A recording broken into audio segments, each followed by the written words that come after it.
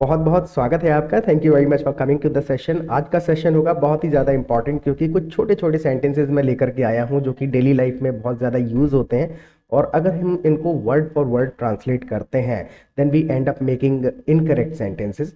तो इन सेंटेंसेस का फॉर्मेशन आपको समझना है और थोड़े से पेशेंस रखने हैं। मैक्सिमम 10-12 मिनट का सेशन होगा, but it is actually gonna be very useful and informative session for you. Now सबसे पहले सेंटेंस हमारे पास में है। जो भी चीज़ देखते हैं उसको मेरे साथ रिपीट करते चले जाइएगा, जिससे ये आपको याद हो जाएंगे।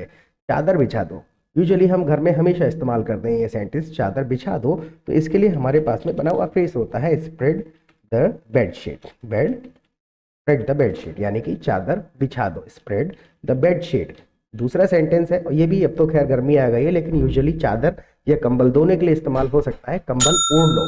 जब भी हम ओढ़ने की बात करते हैं तो उसको वेयर करते हैं, वेयर द ब्लैंकेट यानी कि कंबल ओढ़ लो, wear the blanket. Now the next sentence is उसे कंबल उड़ा दो। उसे कंबल उड़ा दो। सपोज इस कंडीशन में हम किसी लड़के की बात कर रहे हैं तो सिंपल है, वेयर हिम द ब्लैंकेट। उसे कंबल उड़ा दो, वेयर हिम द ब्लैंकेट। अगर लड़की की बात हो रही होती, अगर हम कहते हैं उस लड़की को कंबल उड़ा दो, देन हाउ वुड यू से this in English? Comment section में जरूर बताइएगा। Now the next sentence is ज्यादा ठंड नहीं है। ज्यादा ठंड नहीं है तो इट्स नॉट वेरी कोल्ड भी कहा जा सकता है। देखिए कंडीशन में आपको थोड़ा सा बताता हूँ different. It's not very cold, ये तो बिल्कुल बेसिक सेंटेंस हो गया। इस शब्दों को हमने ट्रांसलेट कर दिया, लेकिन डिपेंड करेगा आप कितनी ठंड की बात कर रहे हैं। It's not so cold, it's not heavy cold. Depend करता है कितना एम्फेसाइज करके आप बोलना चाहते हैं। That is why I always say if you want to speak fluent and natural English then you will have to listen to the conversation. Conversation को जब आप सुनेंगे तो आपको समझ में आएगा कि किस सिचुएशन में कौन सा सेंटेंस यूज करना है। अगर आप मेरे चैनल पे पहली बार आए हैं ना, तो चैनल को सब्सक्राइब ज़रूर कर लीजिएगा, क्योंकि हम रोज़ाना लगभग एक सेशन अपलोड करते हैं जिसमें बहुत सारे यूजफुल सेंटेंसेस और उनका फॉर्मेशन सीखने को मिलता है। दूसरी चीज़ ये, अगर आप हमारी लाइव क्लासेस अटेंड करना चाहते हैं तो वीडियो के दौरान मैं अपना नंबर दे दूंगा। You can simply send me a WhatsApp message, आपको एप्लीकेशन का लिंक मिल जाएगा and you can start attending our live classes daily. रोज़ाना लाइव क्लासेस आप अटेंड कर सकते हैं। और सब्सक्राइब ना किया हो तो प्लीज़ छोटा सा बटन है, सब्सक्राइब ज़रूर कर लीजिएगा। और वीडियो पूरा देखने के बाद अगर अच्छा लगे तो लाइक करना। कोई सजेशन, कोई क्वेश्चन, क्वेरीज हो then you can ask in the comment section. चलिए, पंखा किसने चलाया? नया सेंटेंस है, पंखा किसने चलाया। किसने चलाया तो who.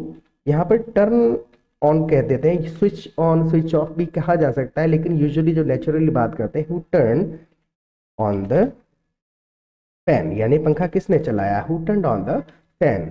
Now the next sentence is बच्चों को तैयार कर दो। बच्चों को तैयार कर दो तो सिंपल है, get the children ready. Get the children ready, बच्चों को तैयार कर दो, गेट द चिल्ड्रन रेडी। अब इस चीज को अपने ही तरीके से बोला जाता है।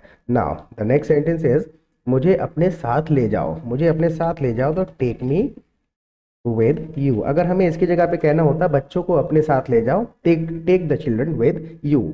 मुझे अपने साथ मार्केट ले जाओ, take me with you to the market.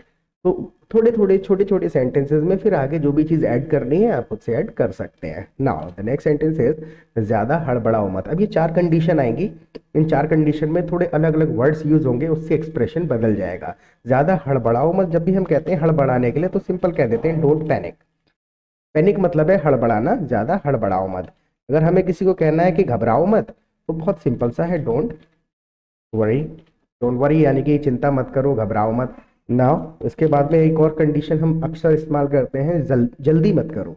जल्दी मत करो तो इसके लिए हम लोग इस्तेमाल करते हैं डोंट रश, यानी कि जल्दी मत करो।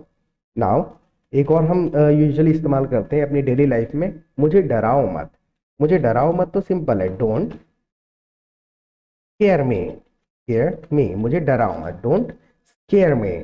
नाउ दूसरा सेंटेंस है, तुमने मुझे डरा दिया। सपोज कोई बंदा पीछे से आया और उसने आपको डरा दिया तो सिंपल है, यू स्केयर्ड मी। इसमें हमने पास्ट टेंस स्केयर का जो है, ये देखिए स्केयर मतलब है डराना, इसका हमने सेकंड फॉर्म यूज कर लिया है, यू स्केयर्ड मी, यानी कि तुमने मुझे डरा दिया, you scared me. Now the next sentence is मुझे पब्लिक में बोलने से डर लगता है। यहाँ पर भी डर की ही बात हो रही है, लेकिन मुझे किसी चीज से डर लगता है तो सिंपल है, आई एम स्केयर्ड ऑफ, ये बना हुआ सेंटेंस है। जिस भी चीज से डर लगता है वो हम आगे लगा देंगे।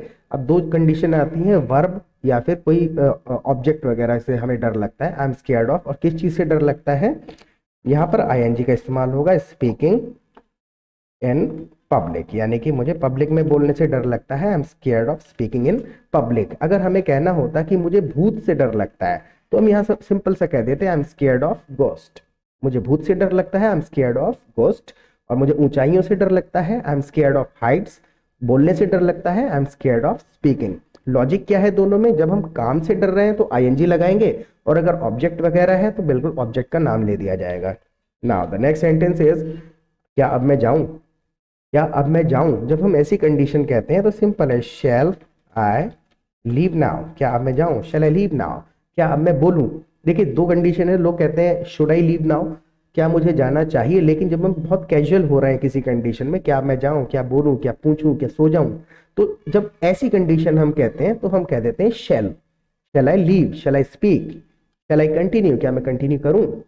हाँ, क्या अब मैं जाऊं यानी कि shall I leave now. The next sentence is, थोड़ा और रुको, थोड़ा और रुको। तो इसके लिए हम कह सकते हैं स्टे अ लिटिल मोर, थोड़ा और रुको। यहाँ पर स्टे मतलब है ठहरने के लिए। अगर हम किसी को इंतजार करवा रहे हैं तो हम यहाँ पर दूसरी कंडीशन में वो वाला वर्ड इस्तेमाल कर लेते हैं, वेट अ लिटिल मोर, यानी थोड़ा और इंतजार करो। लिटिल मोर लगा देना है, कहने का तात्पर्य सेंटेंस में ये है। नाउ चलो थोड़ी बात करते हैं। देखिए बात भी कई तरीके की होती है। जब भी हम कोई काम करते हैं तो लेट्स का इस्तेमाल कर लेते हैं। चलो कुछ करें, let's have a word, let's have a word. चलो थोड़ी बात करते हैं, लेट्स हैव ए वर्ड। या फिर इसी की जगह पे हम दूसरा भी कह सकते हैं, लेट्स हैव ए कॉन्वर्सेशन। अगर आप बातचीत को लंबा चलाने वाले हैं, let's have a conversation, let's have a talk. तो डिपेंड करेगा कि कितनी लंबी बातचीत की बात कर रहे हैं आप। लेट्स हैव ए वर्ड यानी चलो छोटी सी बात करते हैं, दो चार sentences, let's have a word. Now the next sentence is, मुझे याद है कल आपसे बात हुई थी, आई रिमेंबर, मुझे याद है, आई had a word with you, आपसे बात हुई थी, यानी ये छोटी बात हुई थी मेरी आपसे, I had a word with you. मुझे याद है कल आपसे लंबी बातचीत हुई थी, so I remember I had a conversation with you. Conversation मतलब बहुत लंबी बातचीत हो गई हमारी, और I remember I had a word with you यानी दो चार बातें आपसे हुई थी, I remember I had a word with you. Now the next sentence is, ये कल रात की बात है, ये कल रात की बात है। तो सिंपल है, इट इज द, यहाँ पर मैटर का हम इस्तेमाल कर लेंगे, it is the matter of last night, last night, ये कल रात की बात है, it is the matter of last night. Usually लोगों ने थोड़ा सा एक गलती मैंने नोटिस की है, लोग कहते हैं यस्टरडे नाइट। यस्टरडे दिन के लिए इस्तेमाल होता है, यस्टरडे नाइट हम दोनों इंक्लूड नहीं कर सकते एक ही सेंटेंस में।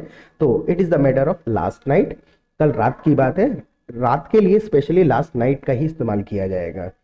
मैं गाड़ी चला के घर आ रहा था, मैं गाड़ी चला के घर आ रहा था। अब देखिए दो सेंटेंसेस बचे हैं एडवांस, जिसको कहा जा सकता है फ्लुएंट इंग्लिश की। जब हम बात करते हैं इस सेंटेंस में, यूजुअली अगर हम ट्रांसलेट करेंगे तो बहुत लंबा सेंटेंस बना के हम लोग तैयार कर देंगे, I was driving, I was coming home. ये दो सेंटेंसेस बेसिक हो गए, लेकिन अगर नेचुरली कोई बोलता तो तीन शब्दों में सेंटेंस को खत्म कर देते हैं, आई वॉज ड्राइविंग होम, मैं गाड़ी चलाकर घर आ रहा था, आई वॉज ड्राइविंग होम।